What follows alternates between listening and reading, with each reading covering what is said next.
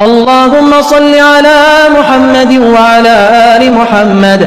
अस्सलाम वालेकुम, welcome to another vlog. कैसे हैं आप सब? उम्मीद करते हैं आप सब खैरियत से होंगे, जहाँ भी होंगे खुश होंगे। अल्लाह पाक यूँ हंसता मुस्कुराता रखे, आमीन सुम आमीन। तो आज की व्लॉग में मैंने आपसे शेयर करना है कि मैंने जब अपना ट्यूशन एकेडमी खोली थी तो देन क्या हुआ था। तो फ़र्स्ट ऑफ़ ऑल तो ये था कि जब मैं गांव में थी, तो जब मेरे साथ स्टार्टिंग में ये एक्सीडेंट हुआ था, तो मैं जब पेपर देने के लिए सिर्फ कॉलेज आती थी, तो मैं कॉलेज आई पेपर देने के लिए। देन मैंने कहा गांव में जाऊंगी। देन वही बातें होती हैं लोगों की, एक आया उसने बातें की, दूसरा आया उसने बातें की, तो उस तरह मैं मेंटली बहुत ज़्यादा डिस्टर्ब रहती थी। मैंने कहा कि मैं गांव में ही बच्चों को चल लेट के ही पढ़ा लूँगी, सिर्फ अपनी मेंटली जो है रिलैक्सेशन के लिए। तो मैंने अपने जो हमारे स्कूल है गांव का, वहाँ पे मैंने टीचर का नंबर लिया, बड़ी मुश्किल से मुझे मिला।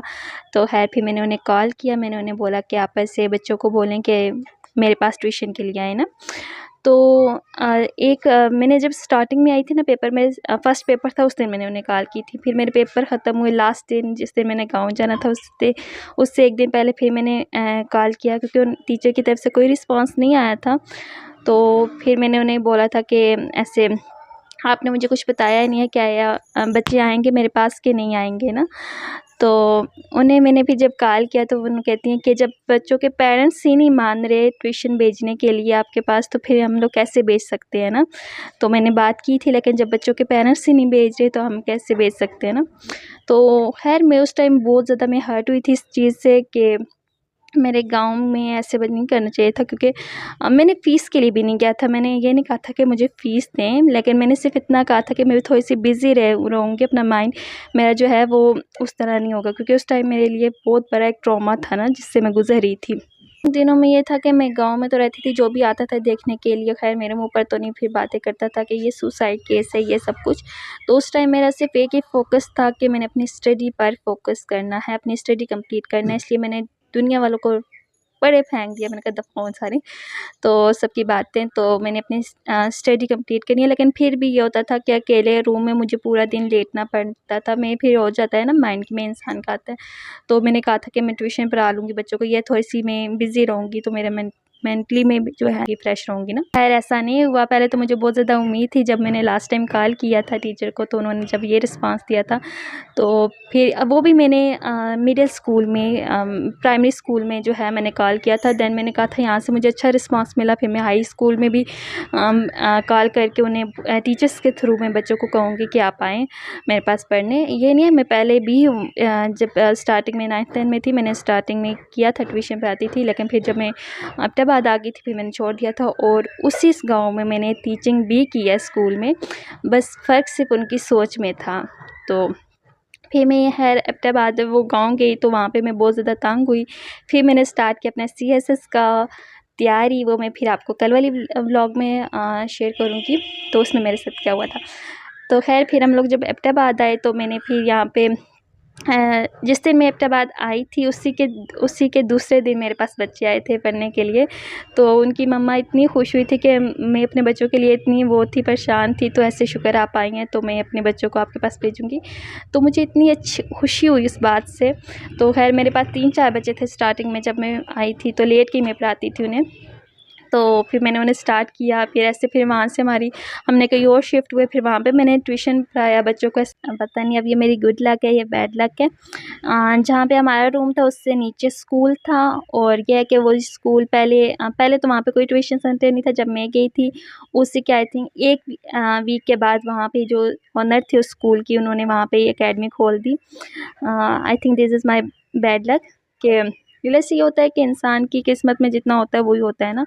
तो अगर वो वहाँ पे एकेडमी ना खोलती सेकंड टाइम, तो मेबी मेरे पास बच्चे आ जाते। लेकिन ये है कि फिर वो 3-4 बच्चे वही बहन भाई थे जो आए थे मेरे पास। तो ख़ैर वहाँ पे हम लोग काफ़ी टाइम रहे। फिर हमने वहाँ से जब रूम चेंज किया, हम कहीं और गए, शिफ्टिंग किया, तो वहाँ पे फिर मेरे पास बच्चे आए। तो वहाँ पे मैंने ऐसे बच्चों को पढ़ाना स्टार्ट किया। तो फिर वहाँ से भी हम लोगों ने जब शिफ्टिंग की यहाँ इस घर में जब आई थी मैं, तो फिर मैंने सोचा कि मैं भी यहाँ पर, एक तो ये है कि मेन एरिया भी है, मुझे अच्छा लगा था। मैंने कहा अभी मैं अपनी एकेडमी खोलती हूँ। तो सबसे पहले तो ये मेरे घर वालों को ये वाला घर बहुत अच्छा लगा था। उन्होंने कहा था हम लोग कभी कहीं यहाँ से कहीं भी नहीं शिफ्टिंग करते, चेंज नहीं करते ना ये घर। तो फिर मैंने अपनी एकेडमी खोलने का किया, सारा कुछ वो जो पोस्टर वगैरह बनाते हैं वो बनाया नीलम ट्यूशन एकेडमी के नाम से। देन मैंने वो सारी जगह पर मैंने भेजे, वो लिखवा के सारा। तो है स्टार्टिंग में तो आ गए थे, मेरे पास 6-7 बच्चे आ गए थे, हाँ।